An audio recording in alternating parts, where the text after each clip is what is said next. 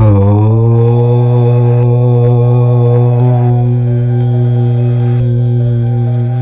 రెండు మొక్కలను పొరపాటున కూడా ఇంట్లో నాటకండి, పెంచకండి.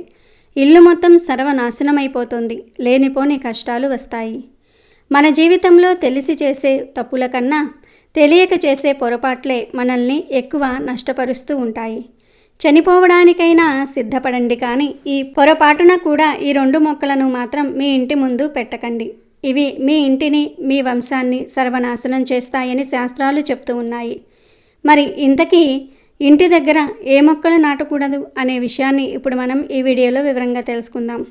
ఫ్రెండ్స్, మిడిమిడి జ్ఞానం అనేక అనర్థాలకు దారితీస్తుంది కనుక ఈ వీడియోని పూర్తిగా చూడండి. ముందైతే కామెంట్ బాక్స్లో జై శ్రీమన్నారాయణ అని కామెంట్ చేయండి. అలాగే ఈ వీడియోకి ఒక లైక్ కొట్టి మాకు సపోర్ట్ చేయండి.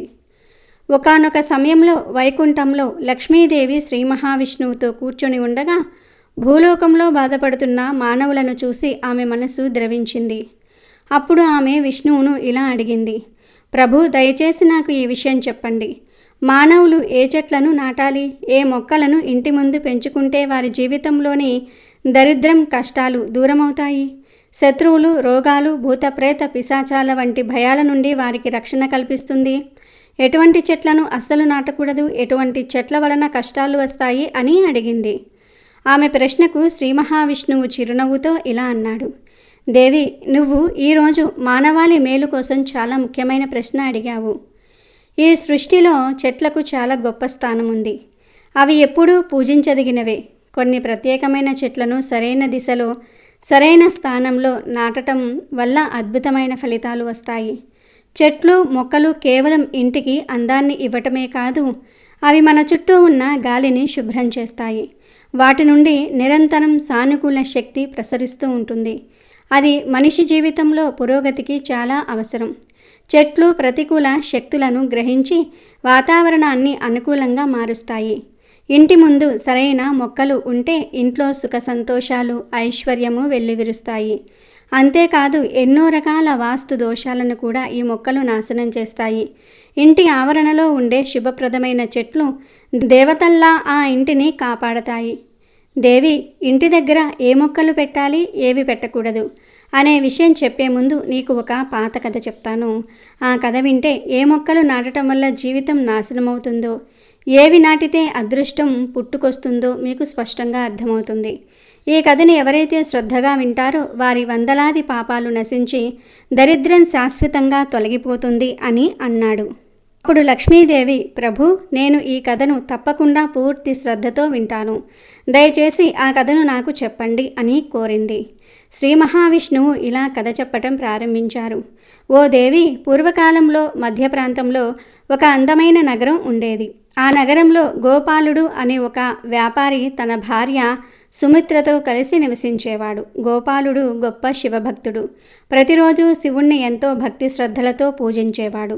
అతని భార్య సుమిత్ర కూడా ఎంతో గుణవంతురాలు, ఇంటి పనులలో చాలా నిపుణురాలు. వారి ఇంట్లో డబ్బుకు, ధాన్యానికి ఏ లోటు లేదు. భగవంతుని దయ వల్ల వారికి అన్నీ సమృద్ధిగా ఉండేవి. వారి జీవితం ఆనందంగా సాగిపోతుంది.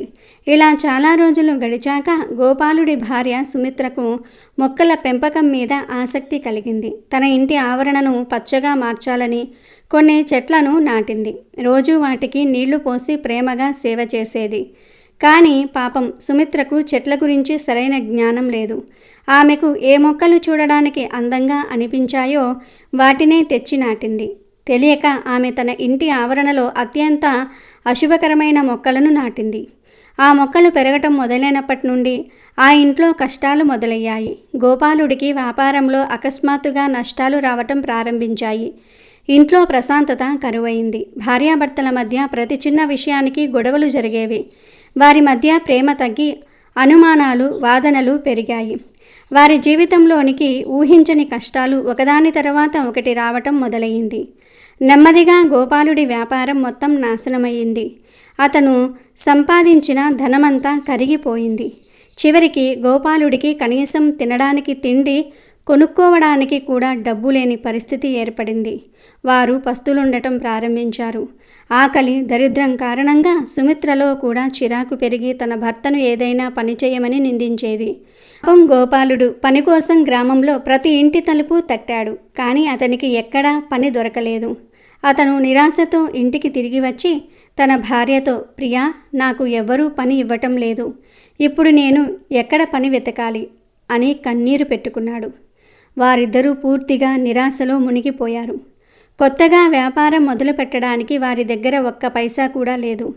చివరికి గోపాలుడు తన భార్య ఒంటి మీద ఉన్న ఆభరణాలను కూడా అమ్మి ఆ వచ్చిన డబ్బుతో కొన్ని రోజులు కడుపు నింపుకున్నారు. ఇలా తెలియక నాటిన అశుభకరమైన చెట్ల వల్ల వారి జీవితంలోనికి భయంకరమైన దరిద్రము, కష్టాలు వచ్చి చేరాయి. కానీ ఆ విషయం వారికి తెలియదు.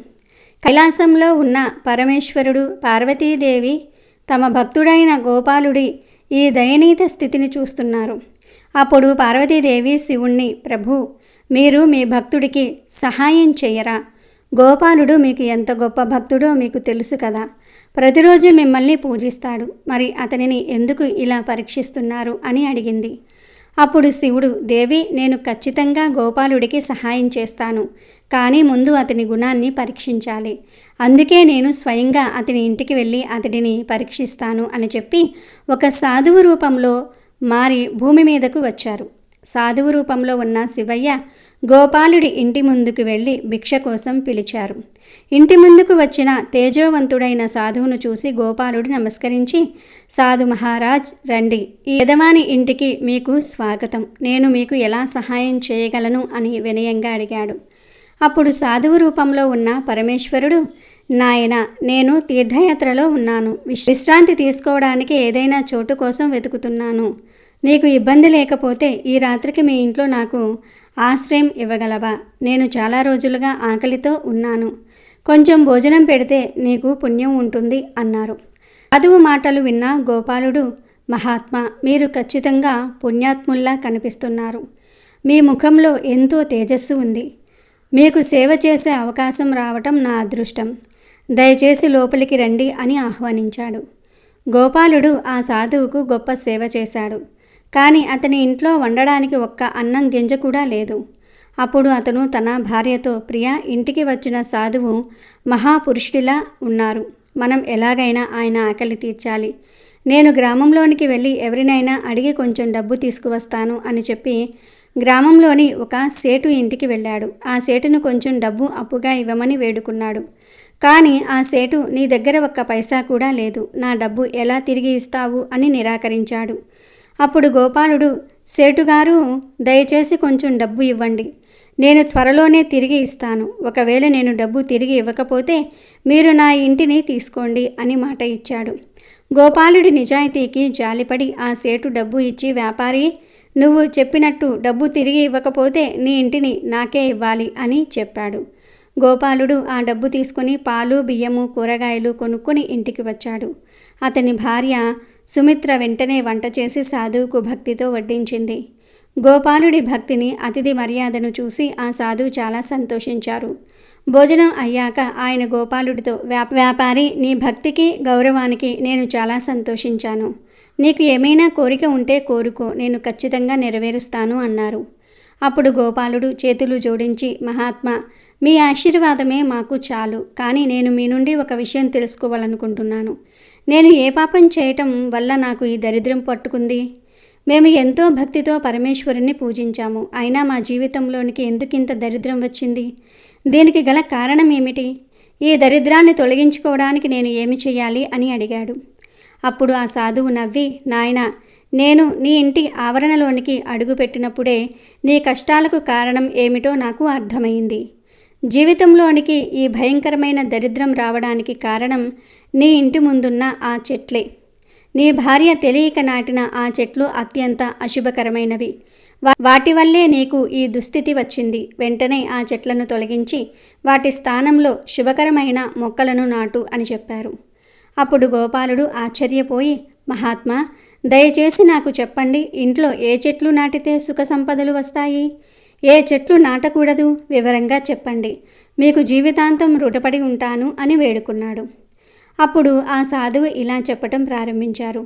నాయన, శ్రద్ధగా విను. మీ ఇంటి బావి దగ్గర ఒక పనస చెట్టు నాటు. పనస చెట్టు నాటటం వల్ల వచ్చే పుణ్యం వందలాది యజ్ఞాలు చేసిన దానితో సమానం. ఆ పనస ఆకులు నీటిలో పడినప్పుడు అవి పిండాలుగా మారి పితృదేవతలను తృప్తిపరుస్తాయి. దీనివల్ల అన్ని రకాల పితృదోషాలు తొలగిపోతాయి. ప్రతిరోజు స్నానం చేసిన తర్వాత ఎవరైతే ఈ పనస చెట్టును తాకి నమస్కరిస్తారో వారు తెలిసి తెలియక చేసిన పాపాల నుండి విముక్తులవుతారు. జీవితంలో ఎప్పుడూ ఓటమిని చూడరు. పనస చెట్టును తాకటం వల్ల సాక్షాత్తు లక్ష్మీదేవి అనుగ్రహం కలుగుతుంది. దాని చుట్టూ ప్రదక్షిణ చేయటం వల్ల ఆయుష్ పెరుగుతుంది. అమావాస్య రోజు పనస చెట్టుకు ప్రణామం చేయటం వల్ల 1000 గోవులను దానం చేసినంత ఫలం దక్కుతుంది. పొరపాటున కూడా ఈ చెట్టుకు హాని చేయకూడదు. దాని కొమ్మలు విరిచినా గాయపరిచినా అది మహాపాపం. అలాంటి వారు నరకంలో కఠినమైన శిక్షలు అనుభవిస్తారు. రెండవది సాక్షాత్తు విష్ణుమూర్తికి ప్రాణమైన ఉసిరి చెట్టు. ఉసిరి చెట్టును ఇంటి దగ్గర పెంచితే చాలా మంచిది. ఈ చెట్టు ఫలం అన్ని లోకాలలో ప్రసిద్ధి చెందింది. పరమ పవిత్రమైనది. ఉసిరి చెట్టును నాటిన స్త్రీ పురుషులు మరణచక్రం నుండి విముక్తులవుతారు. ఈ పవిత్ర ఫలాన్ని చూడగానే విష్ణుమూర్తి ఎంతో సంతోషిస్తాడు. దీనిని తినటం వల్ల ఆయుష్ పెరుగుతుంది, సకల పాపాలు నశిస్తాయి. ఉసిరికాయను నానబెట్టిన నీటిని త్రాగటం వల్ల ఎలాంటి దీర్ఘకాలిక రోగాలైనా నయమవుతాయి. ఆ నీటితో స్నానం చేయటం వల్ల దరిద్రదేవత ఇంటి నుండి పారిపోతుంది. సకల ఐశ్వర్యాలు లభిస్తాయి. ఏ ఇంట్లో అయితే ఉసిరి చెట్టు ఉంటుందో ఆ ఇంట్లోకి భూత ప్రేత పిశాచాలు ప్రవేశించలేవు. ఏకాదశి రోజు ఉసిరి చెట్టు కింద దీపం పెట్టి పూజ చేస్తే ప్రపంచంలోని అన్ని పుణ్యతీర్థాలను దర్శించిన దానికంటే గొప్ప ఫలం లభిస్తుంది. ఎవరి ఇంటి ఆవరణలో ఉసిరి చెట్టు ఉంటుందో అక్కడ సాక్షాత్తు లక్ష్మీనారాయణులు కొలువై ఉంటారని శాస్త్రం చెప్తోంది. మూడవది మందార చెట్టు. మందార చెట్టు శోకాన్ని దుఃఖాన్ని నాశనం చేస్తుంది. ఈ చెట్టులో అప్సరసలు నివసిస్తూ ఉంటారు. ఇది నిరాశను తొలగించి మనసుకు ప్రశాంతతను ఇస్తుంది. మందార చెట్టును ఇంటి ఆవరణలో నాటడం వల్ల ఇంట్లో సుఖశాంతి, కుటుంబ సభ్యుల మధ్య ప్రేమ వెల్లివిరుస్తాయి. లక్ష్మీదేవి అనుగ్రహం కూడా లభిస్తుంది. అష్టైశ్వర్యాలు సిద్ధిస్తాయి. నాలుగవది వేప చెట్టు. ఈ చెట్టును సాక్షాత్తు ఆరోగ్య ప్రదాత అయిన సూర్యదేవుని స్వరూపంగా భావిస్తారు. ఈ చెట్టును ఇంట్లో నాటడం వల్ల సూర్యభగవానుడు సంతోషించి ఆ ఇంట్లో వారికి ఆయురారోగ్యాలను ప్రసాదిస్తాడు. వేప చెట్టు నుండి వచ్చే గాలి అనేక రకాల రోగాలను నయం చేస్తుంది. లక్ష్మీదేవికి వేప ఆకులు, వేప పండ్లు అంటే చాలా ఇష్టం. అందుకే ఆమె వేప చెట్టు ఉన్న ప్రదేశంలో నివసించడానికి ఇష్టపడుతుంది. ఇంటి ముందు వేప చెట్టు నాటడం వల్ల ధన సంపద వృద్ధి చెందుతుంది. ఐదవది బిల్వపత్రం చెట్టు. ఈ చెట్టు సాక్షాత్తు శివపార్వతుల నివాస స్థలం. ఈ చెట్టు కింద కూర్చుని ఒక్కసారి ఓం నమ శివాయ అని జపించిన అది 1,00,000 సార్లు జపించిన దానితో సమానం. బిల్వ చెట్టు ఉన్న ఇంట్లో ఎప్పుడూ అకాల మరణం సంభవించదు. ఏ స్త్రీ కూడా వైధవ్యాన్ని పొందదు. ఆ ఇంటిని శివపార్వతులు స్వయంగా కాపాడుతూ ఉంటారు. ఆరవది అరటి చెట్టు. ఇది కూడా చాలా శుభప్రదమైనది. బృహస్పతి గ్రహానికి, విష్ణుమూర్తికి ప్రతీక. ఈ చెట్టు ఉన్న ఇంట్లో ఎప్పుడూ ధనానికి, ధాన్యానికి లోటు ఉండదు. ఆ ఇంటి పిల్లలు విద్యలో రాణిస్తారు. ఏడవది పారిజాత మొక్క. ఇది సముద్ర మథనం సమయంలో లక్ష్మీదేవితో పాటు ఉద్భవించింది. ఇది దేవతా మొక్క. దీని పువ్వుల సువాసన ఇంటికి దేవతలను ఆకర్షిస్తుంది. ఈ మొక్క ఉన్న ఇంట్లో లక్ష్మీదేవి స్థిరంగా ఉంటుంది. అలాగే తప్పనిసరిగా తులసి మొక్కను ఇంట్లో పెంచుకోవాలి. తులసి చెట్టు లేని ఇల్లు శ్మశానంతో సమానం. ఇలా చెప్పుకుంటూ పోతే ఎన్నో శుభప్రదమైన చెట్లు ఉన్నాయి. కానీ నాయనా, ఇప్పుడు నేను చెప్పబోయేది నీ జీవితాన్ని, నీ వంశాన్ని నాశనం చేసే 2 మహాప్రమాదకరమైన మొక్కల గురించి. చనిపోవడానికైనా సిద్ధపడాలి, కానీ వీటిని మాత్రం ఇంటి దరిదాపుల్లోనికి కూడా రానివ్వకూడదు. ఈ మొక్కలను పొరపాటున కూడా ఇంటి దగ్గర నాటకూడదు. వాటిల్లో మొదటిది అత్యంత భయంకరమైనది తాండ్ర చెట్టు. ఈ చెట్టును పొరపాటున కూడా ఇంటి ఆవరణలో నాటకూడదు. ఈ చెట్టు ఒక అయస్కాంతంలా పనిచేసి గాలిలో తిరిగే అత్యంత క్రూరమైన భూత ప్రేత పిశాచ గణాలను ఆకర్షిస్తుంది. అవి ఈ చెట్టుపై నివాసం ఏర్పరచుకుని ఆ ఇంటి సభ్యులపై తమ ప్రభావాన్ని చూపటం మొదలు పెడతాయి. మొదట ఇంట్లో వారికి పీడకలలు వస్తాయి. తర్వాత ఒంటరిగా ఉన్నప్పుడు ఎవరో తమను గమనిస్తున్నట్లుగా భయం కలుగుతుంది. నెమ్మదిగా ఆ ఇంటి సభ్యుల మానసిక స్థితి దెబ్బతింటుంది. ఒకరిపై ఒకరికి అనుమానాలు, ద్వేషము పెరుగుతాయి. ఆ ఇంట్లో ఎప్పుడూ ఎవరో ఒకరు అనారోగ్యంతో బాధపడుతూనే ఉంటారు. ఎంత వైద్యం చేసినా రోగం నయం కాదు. ఎందుకంటే ఆ దుష్టశక్తులు ఆ ఇంటి సభ్యుల జీవశక్తిని నెమ్మదిగా పీల్చేస్తాయి. చివరికి ఆ కుటుంబం ఆర్థికంగా, మానసికంగా, శారీరకంగా పూర్తిగా నాశనమై భిక్షాటన చేసే స్థాయికి వస్తుంది. అందుకే ఈ చెట్టును భూత వృక్షం అంటారు. కాబట్టి పొరపాటున కూడా తాండ్ర చెట్టును ఇంటి వద్ద పెంచవద్దు. పొరపాటున అది మొలకెత్తితే పీకి పారేయండి. రెండవది వంశనాశనాన్ని కలిగించే తాటి చెట్టు. ఈ చెట్టును ఇంటి దగ్గర నాటడం వల్ల సంతానం నశిస్తుంది. ఈ చెట్టు పొడవుగా, ఒంటరిగా ఉంటుంది. దాని స్వభావంలాగే అది ఉన్న ఇంటిలోని వారిని కూడా ఒంటరి వారిని చేసేస్తుంది. ఈ చెట్టు భూమి నుండి ఒక రకమైన ప్రతికూల శక్తిని గ్రహించి ఇంటిపైకి ప్రసరింపజేస్తుంది. ఆ శక్తి నేరుగా ఆ ఇంటి వంశంపై అంటే సంతానంపై ప్రభావం చూపుతుంది. ఆ ఇంట్లో సంతానం కలక్కపోవటం, గర్భస్రావాలు జరగటం లేదా పుట్టిన పిల్లలు వంశానికి చెడ్డ పేరు తీసుకురావటం, దుర్మార్గులుగా మారటం వంటివి జరుగుతాయి. తాటి చెట్టు నీడ ఇంటిపై పడితే ఆ ఇంటి పురోగతి పూర్తిగా ఆగిపోతుంది. అందుకే తాటి చెట్టు నాటిన వాడు వంశానికి తలగొరివి పెట్టినవాడే అని పెద్దలు అంటారు. కనుక ఎవరు ఇంటి వద్ద తాటి చెట్టును పెంచవద్దు. ఒకవేళ ఆ చెట్టు మొలకెత్తినా పీకేయండి. అలాగే ఇంటి ముందు ఎప్పుడూ జమ్మి చెట్టు నాటకూడదు. దీన్ని నాటడం వల్ల విపత్తులు వస్తాయి. ఇంటి ముందు రేగి చెట్టు కూడా నాటకూడదు. దీన్ని నాటడం వల్ల నకారాత్మకత పెరిగిపోతుంది. ధనం నాశనం అవుతుంది. కష్టాలు వస్తాయి. ఇంటి దగ్గరగా అంటే ప్రహరీ గోడ లోపల మామిడి చెట్టు కూడా నాటకూడదు. ఈ చెట్టు నీడ ఇంటిపై పడితే అశుభ ఫలాలు కలుగుతాయి. అందుకే ఈ చెట్టును ఇంటికి దూరంగా నాటాలి. అలాగే ఇంటి ముందు బొప్పాయి చెట్టు నాటకూడదు. ఈ చెట్టును నాటడం వల్ల ధనం నాశనం అవుతుంది, దరిద్రం వస్తుంది. కానీ చాలామంది తెలియక బొప్పాయి పళ్ళ కోసం బొప్పాయి చెట్లను ఇంటి దగ్గర పెంచుకుంటూ ఉంటారు. కానీ అది మీ ఇంటికి అస్సలు మంచిది కాదు. కనుక మీ ఇంటి దగ్గర బొప్పాయి చెట్లు ఉంటే వాటిని వెంటనే తీసి పారేయండి. అలాగే మర్రి చెట్టు ఇంటి తూర్పు దిశలో ఉంటే ఇంట్లో దరిద్రం వస్తుంది. మేడి చెట్టు ఇంటి పడమర దిశలో ఉంటే ఇంట్లో శోక వాతావరణం ఉంటుంది. అలాగే ఎడారి మొక్కలు కూడా ఇంట్లో నాటకూడదు. కలబంద తప్ప మిగిలిన ఏ ఎడారి మొక్కను ఇంట్లో నాటకూడదు. అంటే బ్రహ్మజముడు, నాగజముడు, డ్రాగన్ ఫ్రూట్స్ ప్లాంటు, బ్రహ్మకమలం లాంటి చెట్లు ఇంట్లో పెంచరాదు. ఈ మొక్కల్లో ముళ్ళు, మందపాటి కాండాలు ఉంటాయి. నీరు, తేమను సంగ్రహించడానికి అనుకూలంగా ఉంటాయి. కానీ వీటి స్వభావం శుభమైనది కాదు. కనుక ఎడారి మొక్కలను ఇంట్లో పెంచకూడదు అని సాధు మహారాజ్ గోపాలుడితో చెప్పి, వ్యాపారి గోపాల, నేను నీకు ఈ శుభ అశుభ చెట్ల గురించి చెప్పాను. మీ ఇంట్లో మీ ఆవిడ ఎడారి మొక్కలను అలాగే రేగు చెట్టును నాటింది.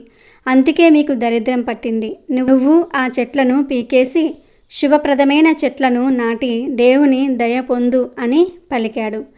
అప్పుడు గోపాలుడు, ఓ మహాత్మా, మీరు ఈరోజు నాకు గొప్ప జ్ఞానం ఇచ్చారు. నేను నీకు ధన్యవాదాలు చెప్తున్నాను అన్నాడు. ఇంతలో సాధువు రూపంలో ఉన్న శివయ్య గోపాలుడికి ఆశీర్వాదం ఇచ్చి ఆ చోటు నుండి మాయమైపోయాడు. సాధు మహాత్మా అకస్మాత్తుగా అదృశ్యమవటం చూసి గోపాలుడికి, అతని భార్యకు ఆశ్చర్యం కలిగింది. అప్పుడు వారికి అర్థమైంది సాక్షాత్తు శివయ్య తమ ఇంటికి వచ్చారు అని. తర్వాత గోపాలుడు సాధు మహాత్మా చెప్పినట్లు ఇంటి ముందు అనేక శుభ చెట్లు నాటాడు. దానివల్ల అకస్మాత్తుగా అతనికి చాలా ధనం లభించింది. దరిద్రం దూరమైంది. గోపాలుడు అతని భార్య శివయ్యకు ధన్యవాదాలు చెప్పటం మొదలుపెట్టారు. కాబట్టి దేవి లక్ష్మి, శుభ అశుభ రకాల చెట్ల గురించి ఈ కథ ద్వారా నీకు అర్థమైంది కదా అని విష్ణుమూర్తి చిరునవ్వు నవ్వినాడు. ఇలా విష్ణువు ఇంటి దగ్గర నాటాల్సిన శుభ అశుభ చెట్ల గురించి చెప్పారు.